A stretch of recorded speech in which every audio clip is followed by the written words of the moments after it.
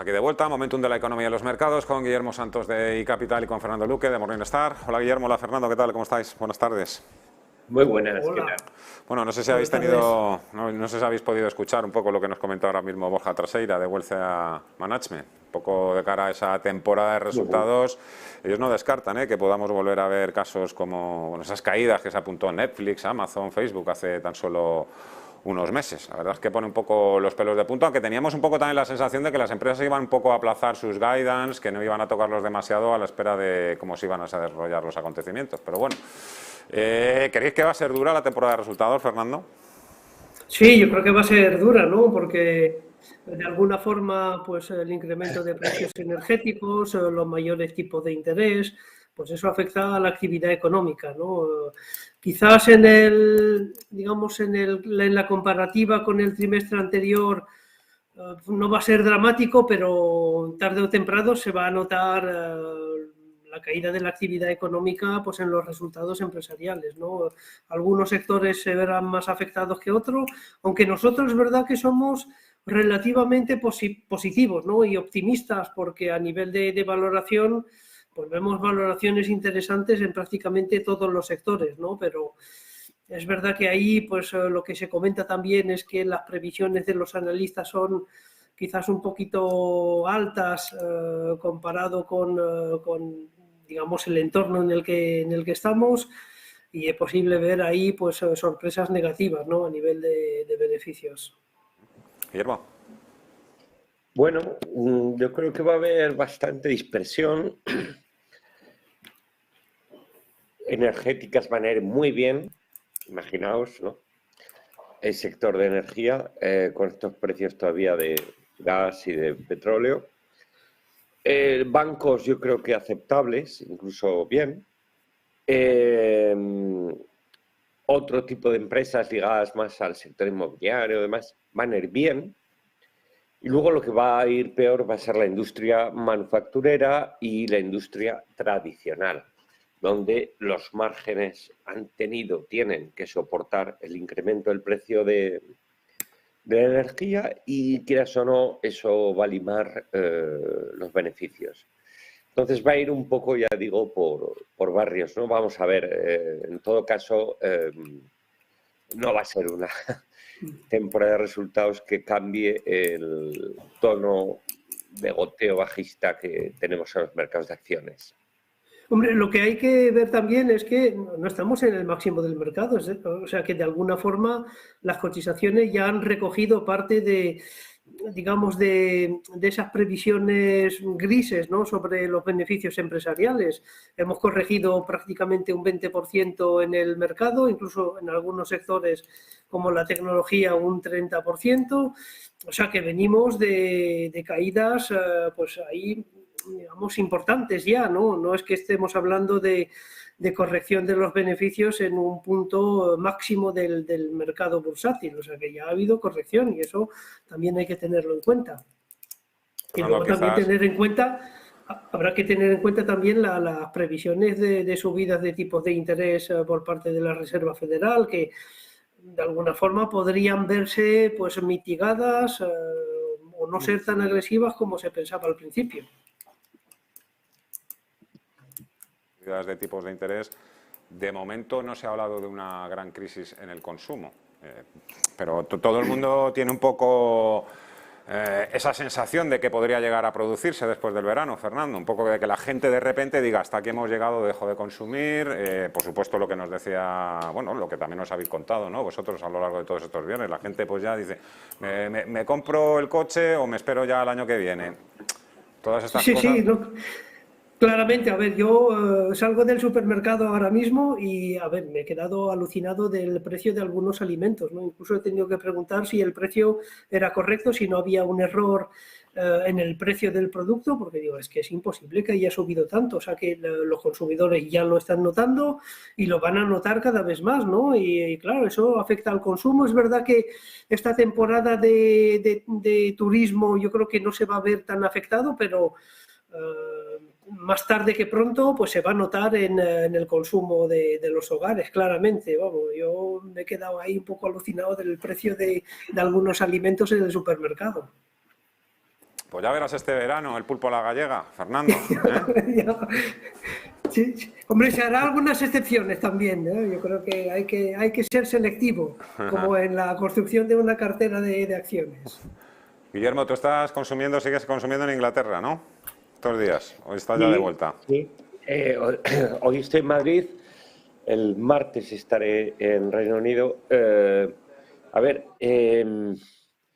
Realmente vamos a ser lo más riguroso posibles. El índice de precios al consumo, el IPC, tiene una serie de componentes. Anteayer vimos en Estados Unidos, se comentó además la dispersión, ¿no? Hay componentes del IPC que han subido mucho y hay componentes del IPC que no han subido ni muchísimo menos tanto. Que ha subido más es evidente, ¿no? Pues la gasolina, porque, costes de la energía, electricidad, bien. En Estados Unidos ha subido muchísimo el coste de alquiler, pero muchísimo. Pero los alimentos frescos no han subido tanto. En fin, no se puede generalizar porque cada consumidor tenemos vamos a decir, una demanda específica de lo que metemos en nuestra cesta de la compra, ¿no? Es evidente que el coste del alquiler para el que tiene ya la vivienda en propiedad, máxime, si ya la ha pagado, pues es muy relativo, no le afecta, pues no le afecta, vamos. Idem con el precio de la gasolina. El que no conduce o utiliza transporte público, a saber, un servidor, pues nos afecta mucho menos. Si bien son elementos que sí que frenan el progreso económico de un país, porque, vamos a decir, condicionan, como decía Fernando, las decisiones de compra porque las difieren, tienden a hacerlas diferir en el tiempo, porque el sentimiento ya no solo estamos hablando del dinero que tienes para consumir y demás, que además hay mucho ahorro acumulado, lo sabemos, de la época de la pandemia y demás, pero el sentimiento, igual que el sentimiento inversor en los mercados de acciones, de bonos, el sentimiento del consumidor condiciona las decisiones de compra. Y si ese sentimiento es negativo y va para abajo, pues no os quepa duda que efectivamente el consumo se contrae, ¿no? Pero bueno, el Reino Unido no está precisamente en un momento inflacionista muy distinto a España. El Reino Unido siempre tiene un nivel de vida más alto al menos que España, quiero decir. Las cosas son pues un poquito más caras en general, especialmente la vivienda, el alquiler ahí es muy caro, pero la alimentación no es especialmente cara, aunque llame la atención, ¿no? Algunos productos dentro de la alimentación sí, otros no. Y bueno, pues vamos a ver, el Reino Unido yo creo que ha hecho bien el Banco de Inglaterra en empezar a subir tipos antes del BCE, más o menos a la par que la FED, y vamos a ver cómo va frenando la inflación, vamos a ver qué pasa con los Tories y vamos a ver el gobierno. Y el último dato del Reino Unido, no lo olvidemos, de los mejores menos malos mercados de acciones en 2022 con España y Portugal. Dentro de Europa el dato último de PIB fue positivo, cosa que llamó la atención. A mí, sinceramente, no me la llama, pero el PIB del segundo trimestre ha crecido y a diferencia de prácticamente todos los países desarrollados que se va a contraer. Bueno, las últimas previsiones de la Comisión Europea, de hecho, descartan en principio ese escenario de recesión todavía en Europa. Pero hablemos de eso, de dinero, de financiación, de crédito, de miedo, de si está conjurado el peligro o no. Por ejemplo, en Europa, con el euro, la próxima semana, el Banco Central Europeo, además de tomar una decisión sobre tipos de interés, ya no sé si van a ser 25 o 50, yo creo que no lo saben ni ellos mismos, va a presentar en sociedad ese mecanismo antifragmentación para evitar que se disparen las primas de riesgo, que va a tener por nombre Mecanismo de Protección de la Transmisión. Sí. A ver, yo creo que la realidad es que el Banco Central Europeo tiene muy poco margen para subir tipos de interés, ¿no? Porque sabemos la fragilidad de economías como la española, la italiana, toda la Europa del Sur. Yo creo que ahí pues sufriría mucho esas subidas de tipo de interés, y el Banco Central Europeo está ahí atrapado en esa disyuntiva de realidades muy distintas dentro de lo que es la Unión Europea, ¿no? Entonces no es una sorpresa, siempre ha sido así.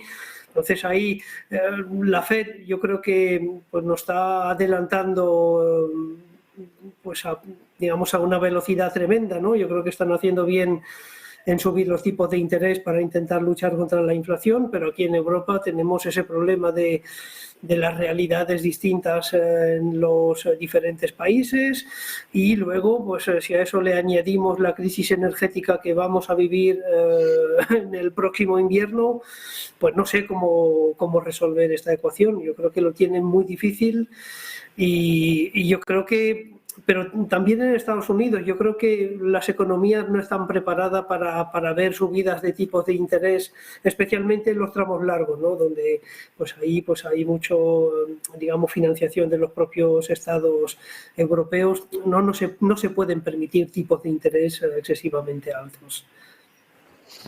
Guillermo. Pues mira, tengo verdaderos deseos de conocer en qué va a consistir de verdad el mecanismo antifragmentación. No lo sé si van a volver las compras de bonos o qué exactamente. Hay una realidad, que es que la prima de riesgo de Italia está disparada, es más del doble que la española. La española, bueno, asombrosamente, a mi juicio, está bastante controlada. O sea que estamos dando una imagen cara al exterior lamentable, con una inseguridad jurídica pues tremenda y vamos a decir, una política de comunicación por parte del gobierno muy negativa desde el punto de vista de la inversión exterior. Entonces, claro, Italia es un problema, pero muy, muy grave, de lo que fue Grecia en su momento, ¿no? Entonces, yo creo que se va a intentar controlar el costo de la deuda periférica. Para mí lo que de verdad habría que controlar es el déficit público de los países periféricos, en este caso especialmente porque nos toca España. Y si tú controlas el déficit, el crecimiento es tenue, pero positivo. En el global de 2022, la deuda baja sobre PIB. Entonces, ese es el mejor mecanismo antifragmentación, pero hay que controlar el déficit. El déficit, además, va a subir por el lado de atención del servicio de deuda de intereses, porque los tipos, la curva se ha desplazado para arriba.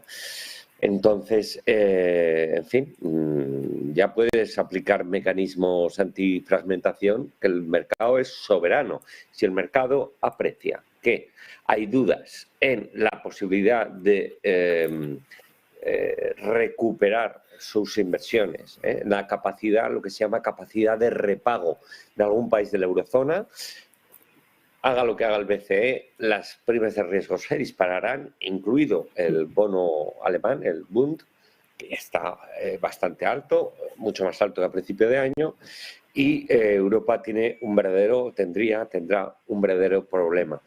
En fin, veremos si los políticos europeos ponen de su parte, los políticos, en este caso los técnicos del BCE asimismo, pero especialmente, repito, es una cuestión de los gobiernos nacionales de la eurozona de controlar su gasto público, su déficit y dar una imagen de credibilidad cara a los mercados, que al final son los que nos compran los bonos.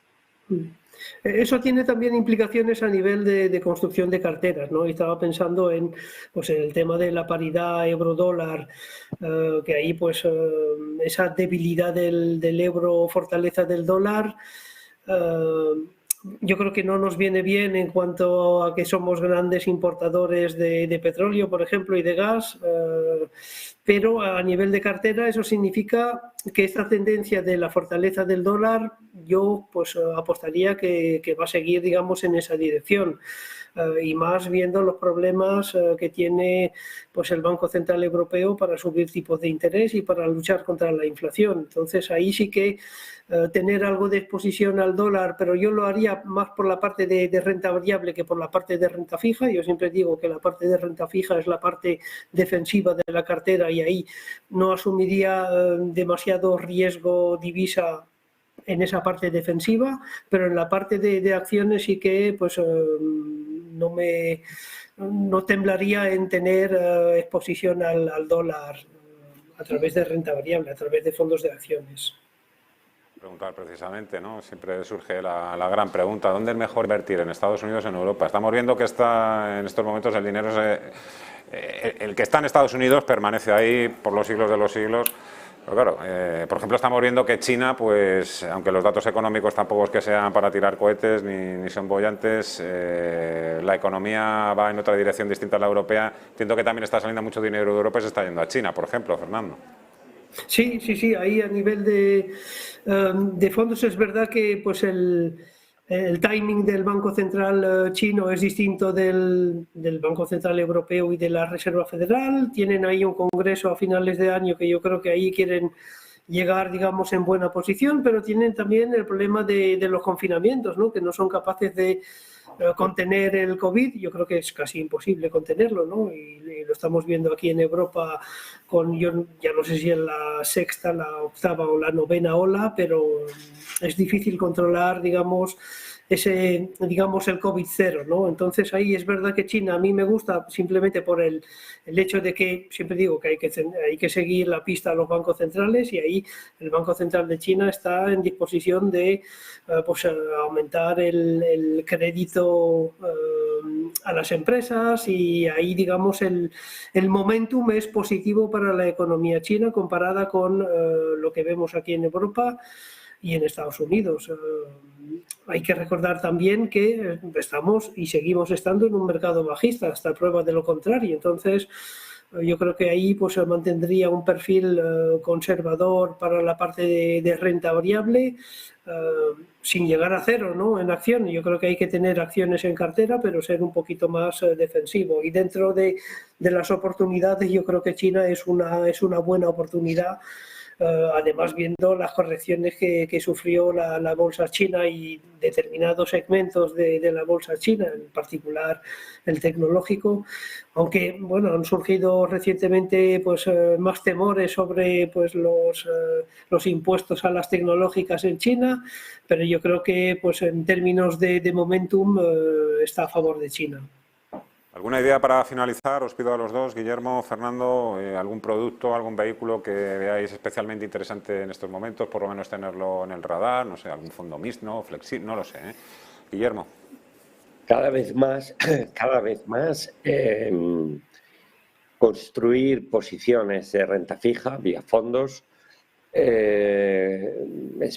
renta fija corporativa, especialmente ahora, tanto, bueno, grado de inversión, es decir, de cierta calidad, pero también renta fija de alto rendimiento o high yield, es con los spreads o diferenciales que hay sobre los tipos de interés oficiales, bonos de referencia, tal, es cada vez más, repito, una oportunidad de la cual cuando pasen 6-12 meses nos acordaremos si no la hemos aprovechado. Bonos corporativos, bonos de alto rendimiento, bien seleccionados, y dentro de ellos también la deuda subordinada bancaria, que está a niveles de rentabilidad entre el 7, 8, 9%, que eran impensables a principio de año con la solvencia muy fuerte del sector bancario en Europa. Informe sobre el high yield decía que ahora mismo las TIRS, los rendimientos están en el entorno de los 500 puntos y que en periodos de recesión están en 1000, o sea que todavía nos quedaría por ahí bastante recorrido. Depende de la recesión. Depende de la recesión. Fernando. Sí, a ver, yo también para carteras iba a decir equilibradas, que tengan ya renta variable posicionada dentro de esa cartera, pues yo también iría a los bonos, iría a bonos americanos de medio largo o de largo plazo, ¿no? ¿Por qué? Porque ahí, pues, si tenemos ese escenario de recesión a la vuelta de la esquina, pues en principio pues se aprovecharían los bonos a largo plazo de bajadas de tipos de interés. Ahora bien, la pregunta es ¿con o sin exposición al dólar? Es verdad que he dicho hace un momento que pues para carteras equilibradas, para la parte de renta fija prefiero no tener exposición al dólar. Hay estrategias y hay fondos cubiertos al dólar, pero incluso viendo un poco la tendencia del dólar, para carteras si hay un poquito más agresiva, pues no tendría miedo en tener exposición al dólar a través de un fondo de renta fija a largo plazo, siempre que tengamos renta variable en cartera. ¿Por qué?